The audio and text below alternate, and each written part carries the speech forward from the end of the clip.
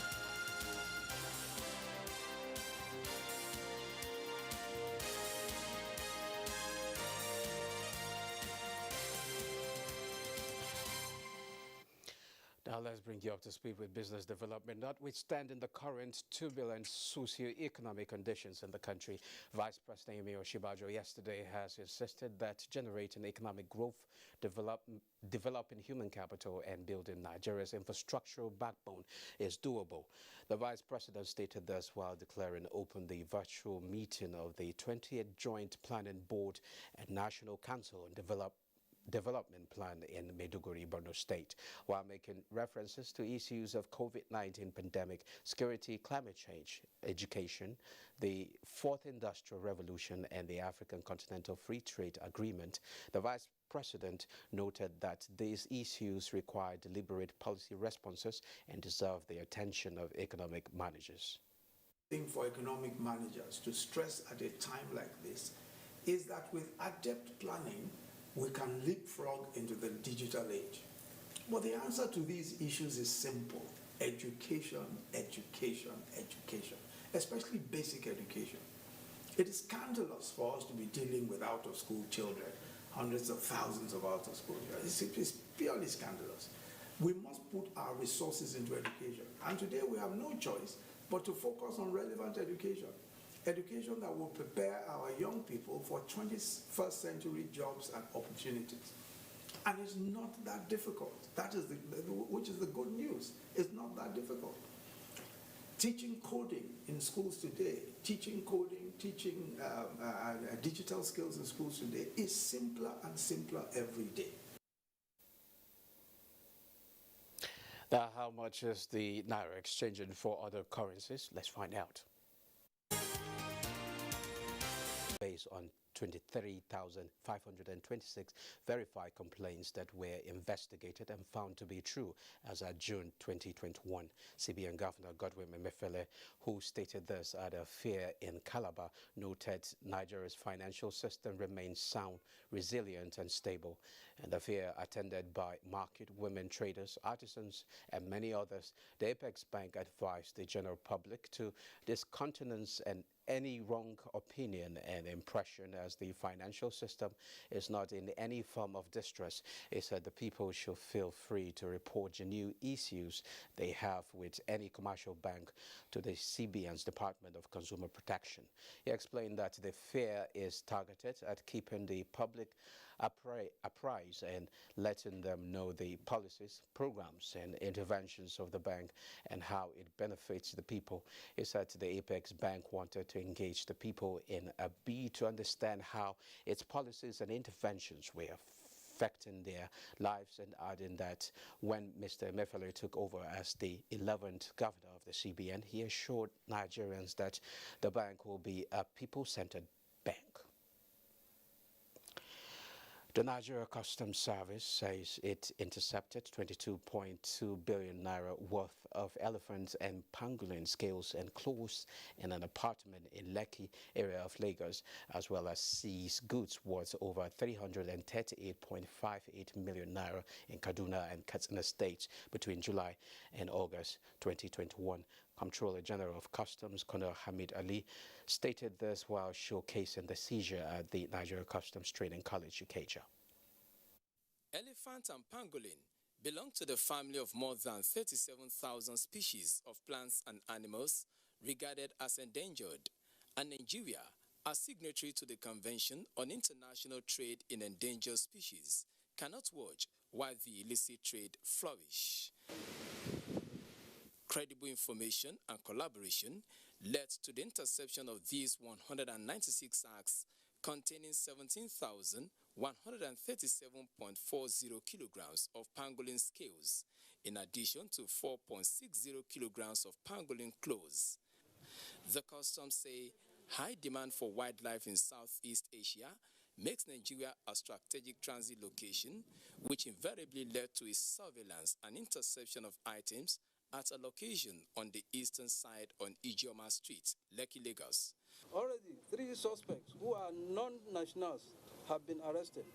The kingpin is on the run, thinking he will evade the long arm of the law. Security agencies at all entry and exit points are on red alert to track and arrest him to face justice. He is therefore advised in his best interest to surrender himself to the Nigerian Customs Service. The Comptroller General of Customs wondered why any individual will be used to perpetrate such an illegal trade. They are brought in by foreigners, and then our own people are used as the conduit to export this thing. Why should we be the hope of this export? While reiterating its willingness to treat as confidential any information that will assist the agency to reduce smuggling activities to the barest minimum, the Comptroller General promised to extend same treatment to any person or organization remotely connected to illegal trading of wildlife. Let's now turn our attention to trade facilitation and revenue generation by the Nigerian Customs Service. And to discuss this is the Deputy Comptroller of Customs, Temi Bomodi. You're welcome to Business Express. Thank you. Thanks for having me. Okay. Making more than 1 trillion naira in the first half of the year is actually unprecedented. What factors contributed to that?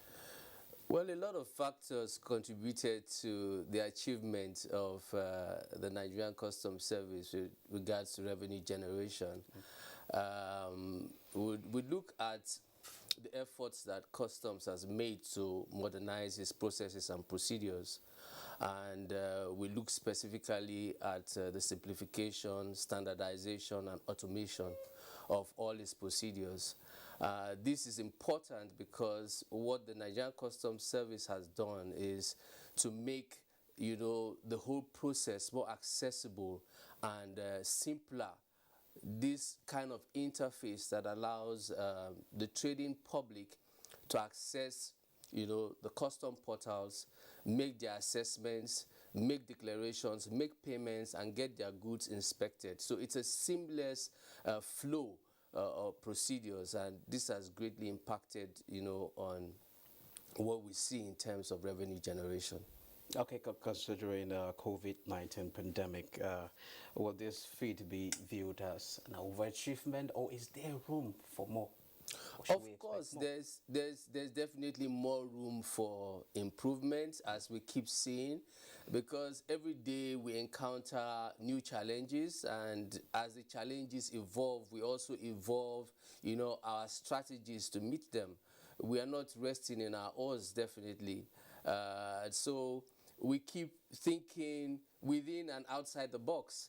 Essentially, the whole aim of that is to get better results, both for the service and for the country. So by the time we put COVID-19 behind us, maybe should we expect more? Yes, I'm an optimist, and I'm sure we want more. we've been given so much by this present administration, and the only way we can show gratitude for what we've been given is by showing results, and in this case we want better results. Okay, is collaborating with other agencies an advantage? Yes, it's a major advantage. We just saw what happened in Lagos recently, where the Controller General was there to showcase, what officers achieved by anticipating, by arresting some persons who had the intention of using our country as a transit point for exporting endangered species, and we could only achieve that when we collaborate not just with our local enforcement agencies, but with other international agencies as well. Collaboration is essential, because the majority of the kind of work we do relies a lot on intelligence gathering, information sharing, and collaboration with both international and local partners. Okay, it's quite obvious that, it's apparent that you guys encounter some bottlenecks while carrying out your duties. But can you tell us some of the challenges then? The challenges are multifaceted. The challenges we have is getting, people basically to comply with procedures. We know that, there has been a certain level of compliance when you talk about trading with the corporate organizations. But when you look at certain categories of businesses, the level of compliance is not that great. So it's a major challenge, and we try to, through stakeholder engagement, through other kinds of platforms, encourage people to be more compliant, in the kind of assessments and declarations they make to customs. We've had challenges in our border communities, and the way they perceive the role that we play in enforcing government fiscal policy, especially with regards to prohibition. And we also put in place certain modules to engage these communities and educate them on the need to be more accommodating of our activities, even though we know that a lot of these border communities rely on cross-border trade. But we try to tell them that where these kinds of trade are counterproductive economically to Nigeria, to the nation in general, to the economic well-being, safety, and welfare of Nigerians, then they should see themselves to be working more on our side than on the side of those persons that they maybe sometimes tend to benefit directly from. Okay, let's talk about smuggling. Is it really affecting revenue generation? Yeah, of course. You can't discountenance that. Remember that our borders are really extensive. Our borders are so huge that even if you lined up Nigerians and asked them to hold hands across all our borders, it will still not be enough, to protect them.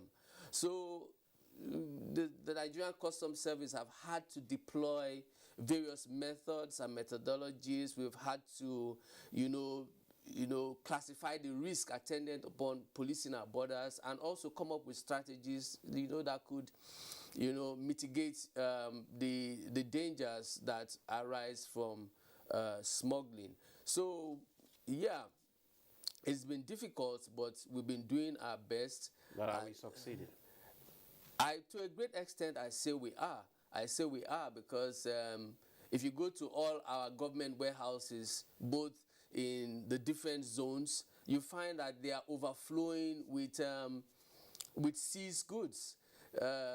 If the war against smuggling was not effective, you would not find something of that nature. Now, how are you taking advantage of technology, considering the size of our border, as you mentioned? Yeah, so, technology plays a huge role. We're talking about deploying technologies in various ways. And we're looking at the introduction of scanners at our borders. You know, you cannot be 100% successful if what you choose to deploy in the field are manual intervention methods.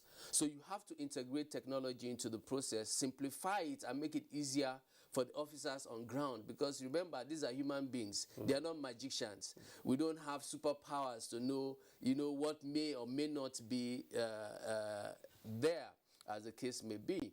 So we need technology. The service is also keen on deploying other means that could be used at, say, border locations, even at the ports, that will help us to detect when persons are trying to evade the payment of duty, or they are trying to bring in items that will compromise the health and safety of Nigerians. Okay, there's this issue of young men being accused of some excesses. Is there anything that the service is doing to address this issue? Well, you know, excess is defined. You know, the service has taken cognizance of, you know, the feedback we get, you know, from members of the public. We consider them, we evaluate them, and the service is beginning to reconfigure its SOPs, its standard operating procedures as it concerns enforcement at the borders and even within the port environment. Okay. But it's also important to note that when it comes to enforcement, officers and men of the Nigerian Customs Service are constantly exposed to danger. This year alone, we've lost a lot of officers, and we've had officers that have been so injured by smugglers and people that aid and abet them that we've had to, you know, come up with strategies that will, first of all, ensure the safety of our officers, and also see that they end up doing what they are asked to do. That's what I tried to mention earlier in terms of community engagement, because we need the support of these communities to see that, you know, our jobs are made easier, because at the end of the day, it is all to the benefit of the country. Okay, thank you very much, Deputy Comptroller of Customs, Timi Bomodi. Thank you for having me. Thank you. Yeah. Now, expanding the nation's tax net is seen by the Executive Secretary of Nigerian Extractive Industries Transparency Initiative, NTA, as the tonic needed to generate revenue and invest in ongoing economic recovery. Dr. Ogbonaya Oji revealed this on a visit to management of Federal Inland Revenue Service in Abuja. NTA is one of the view that the FIRS should expand its oil and gas desk to include the entire extractive sector. Oil and gas is one part of the extractive industry. It needs to be expanded to have a team in the solid minerals. It needs to be expanded to cover beneficial ownership, disclosures, contract transparency. It needs to be extracted to even areas of environment. There is no area that we know that tax is not involved. We will therefore request for your support to build up our database by sharing with the FIRS data obtained from other stakeholders such as NNPC, DPR, Minister of Mines and Steel, Development, oil and gas companies, solid mineral players. I appreciate what you are doing for Nigeria, particularly the $3 billion dollars you have already recovered for this country, and the $20 billion that you have identified as collectible. We can assure you that together we will make sure that the $20 billion is recovered. Minister of State for Petroleum Resources Chief Temipri Silva says the 30% host communities fund in the petroleum industry bill, which will be deducted from the operational cost and not from profit, is in the best interest of the Niger Delta region. The minister gave the advice when a 33-member delegation of Niger Delta elders and stakeholders paid him a solidarity visit in Abuja. Chief Silva says he is even more worried about the utilization of the fund peacefully without conflict, considering past experiences. If we in the Niger Delta, and we sit down, and I know you are some of the most credible leaders of the Niger Delta that are on this table. If we manage all the funds that are coming to the Niger Delta properly, NDDC, 13%, all the money coming in. Now this host community development fund. Even, the peripheral one coming from Amnesty, which we worked on. If all that money is being channeled properly, frankly, distinguished ladies and gentlemen, we shouldn't be complaining again. A lot. So let us also spend some time to look at how we can manage what is coming in, especially with this new host community fund that is coming. That even today, as Minister of State Petroleum Resources, your achievements in the volatile oil and gas industry, including the Herculean task of working with the 9th National Assembly towards the eventual passage of the PIB, awaiting presidential assent, will be indelible footprints in the sands of time. The Niger Delta leaders expressed their continued support to the policies and programs of the federal government in repositioning the oil sector. Now, the federal government of Nigeria has commenced implementation of the National Livestock Transformation Project designed to address challenges affecting livestock production in the country. The project is designed to accommodate 15,000 cattle breeders.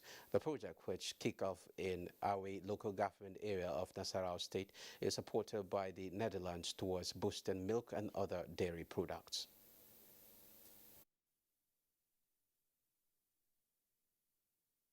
Introduce the herders and the crop farmers to modern ways of rearing cattle and growing crops, with all the attendant benefits of improved feeding, improved animal-human health, genetic improvement, crop, the aggregation of all the players in the value chain at the implementation side is also bound to improve the local economy of the communities within the vicinity of the grazing reserves.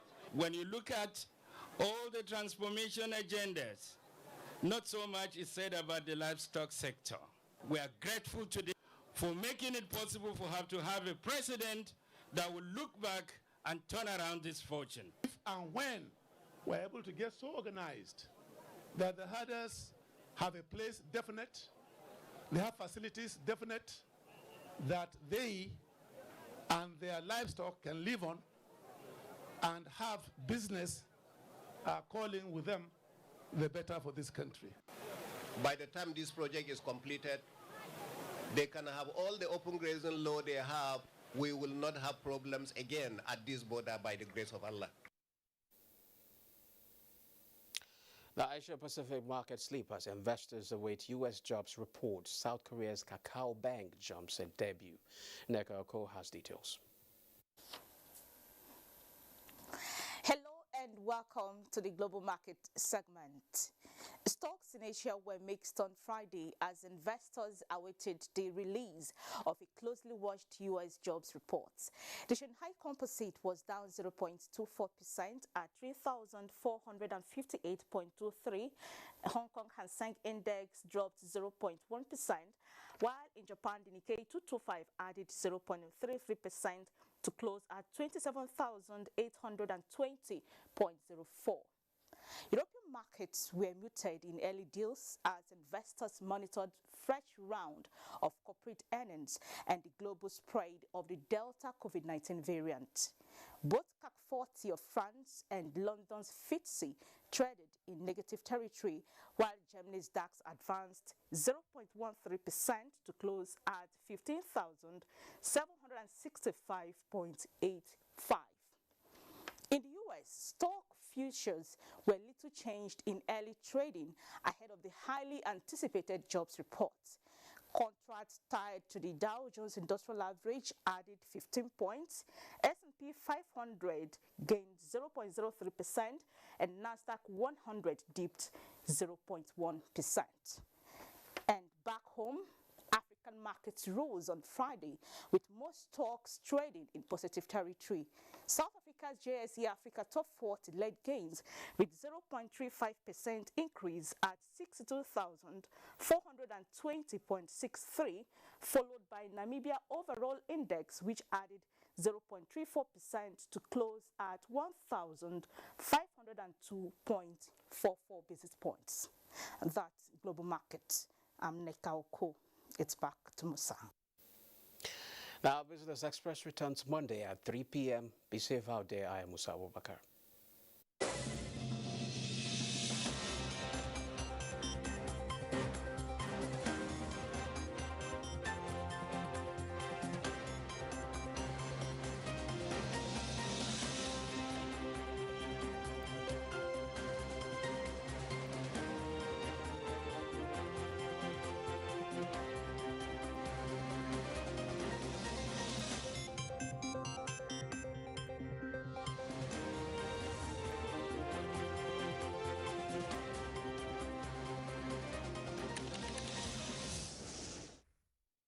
I'm the Chief Resident Engineer and Project Supervisor of the Second Niger Bridge Project.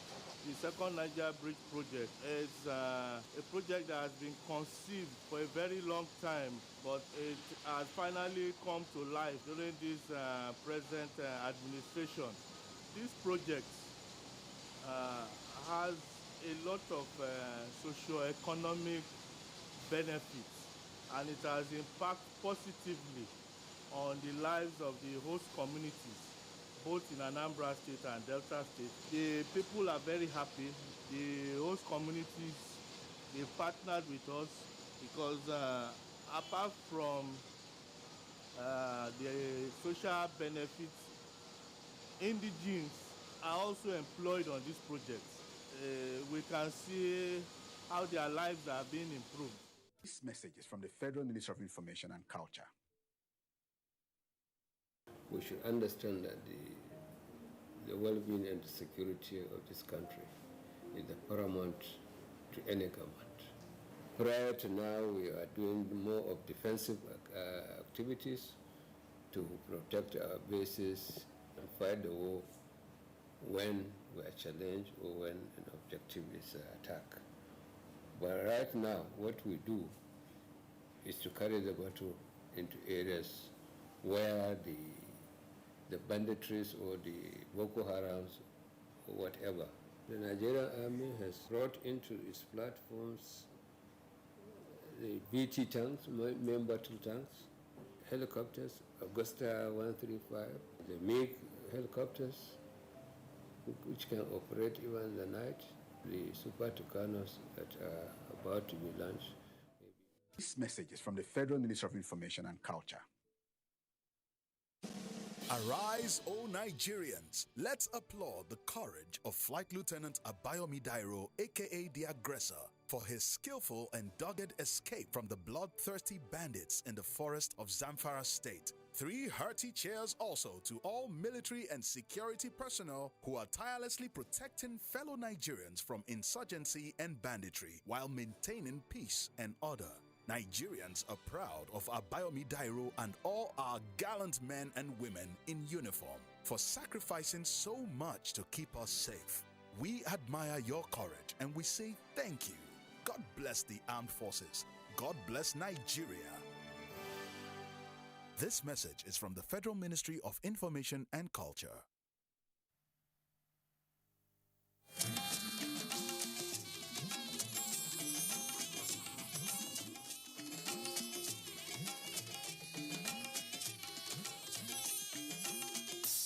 This is the network service of the NTA.